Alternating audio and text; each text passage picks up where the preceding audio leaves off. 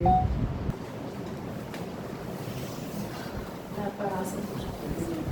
जब ट्रैवल करती है तो वेव अपने एक पर्टिकुलर इमेजिनरी लाइन कह सकते हैं, उससे वो अपने आप को ऊपर डिस्प्लेस करती है और जितना उसने ऊपर डिस्प्लेसमेंट किया उतना ही डाउनवर्ड। तो इस तरीके से वेव ट्रैवल करती है। अपर डिस्प्लेसमेंट को क्या कहते हैं class? Crest and lower displacement को ट्रॉफ। उसके बाद वेव की बहुत सारी कैरेक्टरिस्टिक्स है जिनको हमें पढ़ना है। फर्स्ट इज द वेवलेंथ, जिसको डिनोट करते हैं लैम्डा से। Lambda is the symbol for the wavelength. मैं आप सब इन सब की एक लाइन में डेफिनेशन आपको लिखवा दूंगी, समझिए। आपके पास एक क्रेस्ट से लेके दूसरे क्रेस्ट का डिस्टेंस या फिर एक कंप्लीट वेव जो बनती है, इस कंप्लीट वेव का यहाँ से स्टार्टिंग से लेके एंडिंग तक के डिस्टेंस को हम लोग क्या कहते हैं? लैम्डा। Is that clear? ट्रॉफ से लेके ट्रॉफ तक के डिस्टेंस को भी हम लोग लैम्डा कह सकते हैं। एक सिंगल वेव की वेवलेंथ कह सकते हैं। वेवलेंथ की जितनी हाइट होती है उसको डिनोट करते हैं हम लोग amplitude. So the second thing is the amplitude, which denotes the height of the wave। तो वो क्रेस्ट की हाइट या ट्रॉफ की डेप्थ, दोनों एम्पलीट्यूड है, ठीक है। ट्रॉफ की हाइट नहीं होती है क्योंकि ट्रॉफ डाउनवर्ड बन रहा है, उसको बोलेंगे उसकी डेप्थ। सेकेंड आता है फ्रीक्वेंसी, जिसको डिनोट करते हैं न्यू से। और आप सब ने ये पढ़ा है साउंड चैप्टर में क्लास 9th में, 1 सेकेंड में कितनी वेव पास होती है किसी एक पर्टिकुलर पॉइंट को मान के चलो। देखो, मैंने एक पॉइंट को एज अ रेफरेंस मान लिया। 1 सेकेंड में इस पॉइंट से कितनी वेव पास होंगी, तो वो सारी वेव्स फ्रीक्वेंसी के थ्रू। 1 सेकेंड कितना फ्रैक्शन ऑफ टाइम होता है, बहुत कम टाइम में। उस 1 सेकेंड में कितनी वेव्स बन जाती है, we call the frequency of the wave. जितनी ज्यादा हाई फ्रीक्वेंसी वेव होगी वो उतना ही स्पीड से ट्रैवल करेगी, क्योंकि उसमें 1 सेकेंड में बहुत ज्यादा नंबर ऑफ वेव्स बन रही होंगी। That is denoted by new. और फ्रीक्वेंसी की एसआई यूनिट भी थोड़ी सी डिफरेंट है, वो होती है HZ, यानी कि hertz. Now the fourth is the velocity, which is denoted by C और it can be denoted by V also, दोनों ही कर सकते हैं हम लोग। एक्चुअली V थोड़ा सा न्यू से सिंबलाइज करता है तो हम C से डिनोट करते हैं। Velocity is the distance covered bye a wave in 1 second. बच्चे फ्रीक्वेंसी और वेलोसिटी में कभी कभी ना अपने आप को कंफ्यूज कर लेते हैं। Number of waves form in 1 second is the frequency और the distance covered by wave in 1 second. 1 second में कितना डिस्टेंस कवर कर रहे हो, that is called the velocity। and the last is the wave number। what is wave number? पहली बात तो इसको डिनोट करते हैं न्यू बार से। वेव नंबर जैसा इसका नाम है वैसे ही है। अगर आप वेव नंबर की बात करें तो आप एक डिस्टेंस सेट कर दो, यहाँ से लेके यहाँ तक के डिस्टेंस में कितने नंबर ऑफ वेव्स बन रहे हैं, तो उसको बोलते हैं wave number, denoted by nu bar. इन सब की एक लाइन में डेफिनेशन लिखेंगे। Why we need to write down the definition? Because assertion reason के लिए हमें चाहिए। सबके एसआई यूनिट्स जल्दी से लिखेंगे, फिर आएगा एक फॉर्मूला और फिर करेंगे एनसीईआरटी के न्यूमेरिकल्स जो कि इस टॉपिक पे बेस्ड है। ठीक है, समझ में आ गया बच्चे? वेवलेंथ की वैसे तो नॉर्मल एसआई यूनिट मीटर रहती है,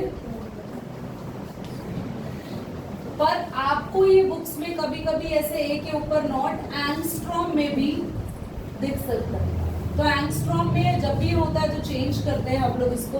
therefore 1 angstrom is equal to 10 की पावर -9 सेंटीमीटर। याद रखना, सेंटीमीटर में चेंज होता है तो फिर तो उससे मीटर में भी हम लोग कन्वर्ट कर सकते हैं।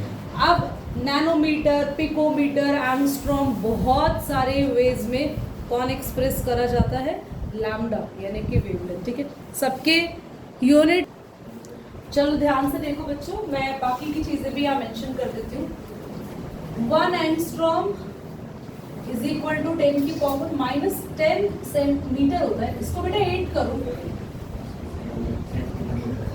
1 नैनोमीटर इज इक्वल टू 10 की पावर माइनस 9, इसको चेंज कर लेना मीटर, और 1 पिकोमीटर इज इक्वल टू 10 की पावर माइनस 12 मीटर। ठीक है, इसके अलावा ये सारी चीजें हो गई। हमने वेव नंबर की यूनिट लिखी, वो किसी ने ध्यान में नहीं दिया। इसकी एसआई यूनिट है पर सेंटीमीटर, ठीक है। और सेंटीमीटर किसकी एसआई यूनिट हुआ करती है? सेंटीमीटर में हम जनरली वेवलेंथ को सेंटीमीटर में भी मेजर करते हैं ना, इसीलिए हमारा वेव नंबर 1/λ होगा। ये इसका फॉर्मूला है, याद रखना। अगर आप लोग वेवलेंथ को रेसिप्रोकल करेंगे then you got your wave number. अब हम इस पूरी वेव थ्योरी का फॉर्मूला भी डिराइव कर लेते हैं। स्पीड का फॉर्मूला जल्दी बोल दो, डिस्टेंस अपॉन टाइम। स्पीड को हम लोग यहाँ पे वेव थ्योरी में c से डिनोट करते हैं, और एक वेव कितना डिस्टेंस ट्रैवल करती है उसको कौन बताता है? दैट इज लैम्डा अपॉन में t, और देयरफॉर 1/t हमने बहुत बार पढ़ा है। Reciprocal of time is the frequency, तो मेन फॉर्मूला आया c is equal to lambda into u। Is that clear? तो इसी पे हमारे पूरी की पूरी वेव थ्योरी की न्यूमेरिकल्स बेस्ड है। पेपर में भूल जाओ तो ये फॉर्मूला मैंने ऊपर जान के लिखा है कि इससे आप इसको खुद से क्रिएट कर सकते हैं। चलिए देखना ध्यान से बच्चों। स्पेक्ट्रम बोर्ड, तुम्हें थोड़ा सा आइडिया है स्पेक्ट्रम है क्या? आइडिया है स्पेक्ट्रम का थोड़ा बहुत? नहीं? सुनो, listen. There are number of rays coming from sun, and there are number of rays or the waves coming from the atoms. कौन से atoms? Radio active substances. कब पढ़ा हमने रेडियो एक्टिव के बारे में? थोड़ा टाइम पहले पढ़ा था हमने रेडियो एक्टिव। तो जितनी सारी वेव्स आपके पास हैं, उन सारी वेव्स को हम लोगों ने अरेंज कर दिया इंक्रीजिंग वेवलेंथ के अकॉर्डिंग। दीदी आपने अरेंज करा कैसे? सिंपल सी बात, सारी रेज को हम लोगों ने प्रिज्म से पास किया, और अपने आप जब रेज प्रिज्म से पास होती है ना, आप सबको पता है जिसकी सबसे छोटी वेवलेंथ होती है वो सबसे जल्दी प्रिज्म से पास हो जाती है। कितने बच्चों को विबग्योर याद है? रेड कलर की सबसे हाईएस्ट वेवलेंथ थी, तो सबसे लास्ट में वो कलर पास हुआ था। Is that clear? कुछ याद है आपको?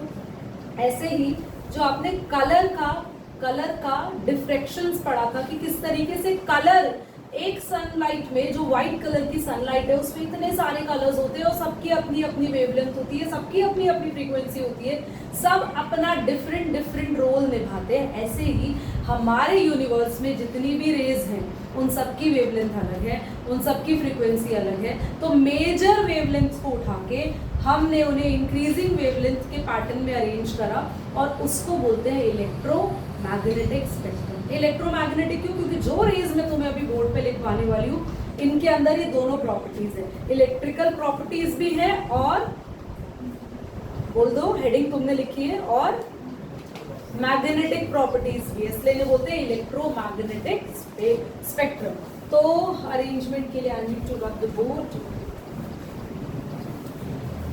ध्यान से देखना बच्चों।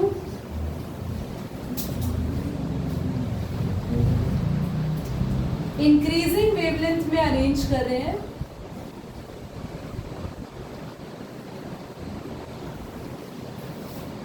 Cosmic, gamma, X-rays, ultraviolet, visible raise, infrared, microwave, and last जिसकी सबसे बड़ी वेवलेंथ है और जो आप सभी के घरों में, सभी की कार में, सभी व्हीकल्स में आती है, दैट इज द रेडियो। इसीलिए प्ले स्टेशन कहाँ है और कहाँ से हमारे रेडियो, हमारे एफएम इसे कैच कर लेते हैं और अलग अलग चैनल अलग अलग फ्रीक्वेंसी को कैच करता है और अलग अलग म्यूजिक सुनाई देता है। तो वो जो म्यूजिक है ना 93.5, 98 पॉइंट समथिंग, 92.7, तो ये ऐसे ही नंबर नहीं दिए गए, ये एग्जैक्ट मैच्ड फ्रीक्वेंसी है। अब ये इंक्रीजिंग वेवलेंथ है, यानी कि रेडियो वेव्स की सबसे हाईएस्ट वेवलेंथ होती है। और अगर उल्टा चला जाए, wavelength is inversely proportional to the frequency. Why अभी समझाते हैं। तो इसीलिए रेडियो वेव्स की फ्रीक्वेंसी सबसे ज्यादा कम होती है। वेवलेंथ सबसे हाई है, फ्रीक्वेंसी कम होती है। फ्रीक्वेंसी कम है, वेवलेंथ हाई है, तो बड़ी बड़ी वेव्स ये बनाते हैं और लॉन्गर वेव्स बनाते हैं, ज्यादा दूर तक के डिस्टेंस को ट्रैवल करते हैं। इसीलिए इनकी फ्रीक्वेंसी कम है, तो छोटा सा नंबर आपके एफएम में शो होता है 92.7, 95.5, 98. अब ये ऐसा हुआ कैसे, इनके बीच में इनवर्सली प्रोपोर्शनल का रेशो कैसे, ध्यान से देखो। अगर एक वेव जिसकी वेवलेंथ ज्यादा है, ये डिस्टेंस है, यहां से यहां तक मैं वेव बनाऊंगी, और एक वेव जिसकी वेवलेंथ कम है, वेवलेंथ कम है, उसकी अंदर नंबर ऑफ वेव ज्यादा बन रही है, या जिसमें ज्यादा वेवलेंथ है उसमें नंबर ऑफ वेव ज्यादा बन रही है।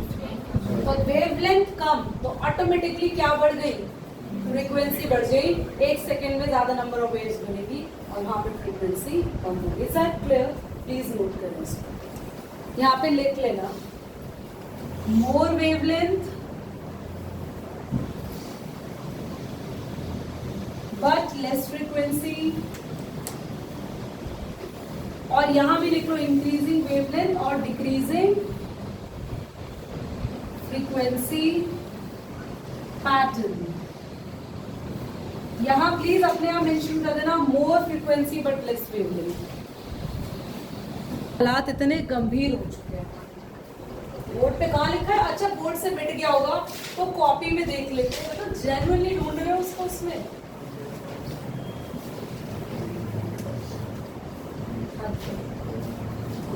एक येलो लाइट एमिट करने वाला कौन है? Sodium lamp. वेवलेंथ कितनी दे रखी है? 580 नैनोमीटर। नैनोमीटर को मीटर में कन्वर्ट करेंगे, 10 की पावर -9 से मल्टीप्लाई करेंगे।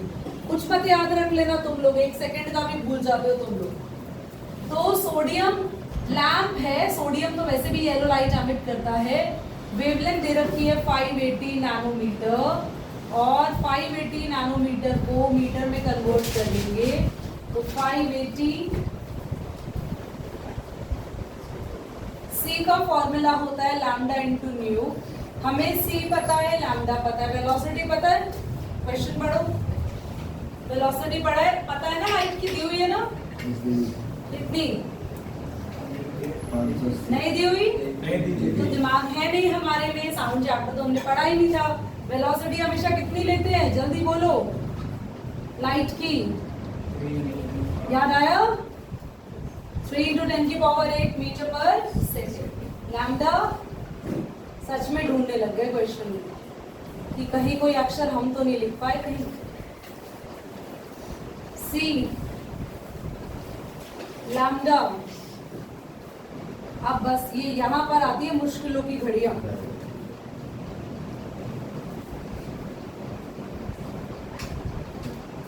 बेटा ये 0 कैंसिल कर दी, 10 की पावर 7 और -9 के ऊपर ले जाएंगे, कितना हो जाएगा? +9।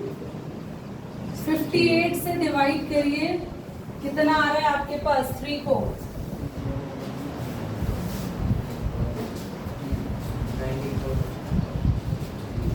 0.00 नहीं, 0 ही आएगा। किस पे जा रहा है बेटा? 5 पे। 5 8 जा 40, 5 5 जा 25 और 4 5 पे जा रहा है।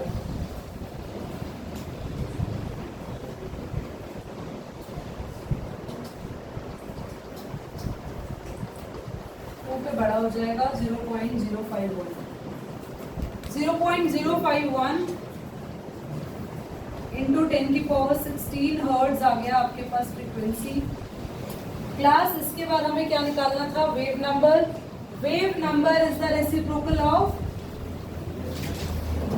कुछ नहीं पता होता है तुम लोगों को? लैम्डा का रेसिप्रोकल लिखवा, फ्रीक्वेंसी का wave number is the reciprocal of wavelength lambda.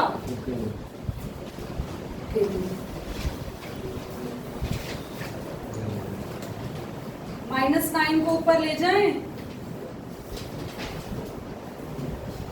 और आपके पास आया 1/58 10 की पावर 8।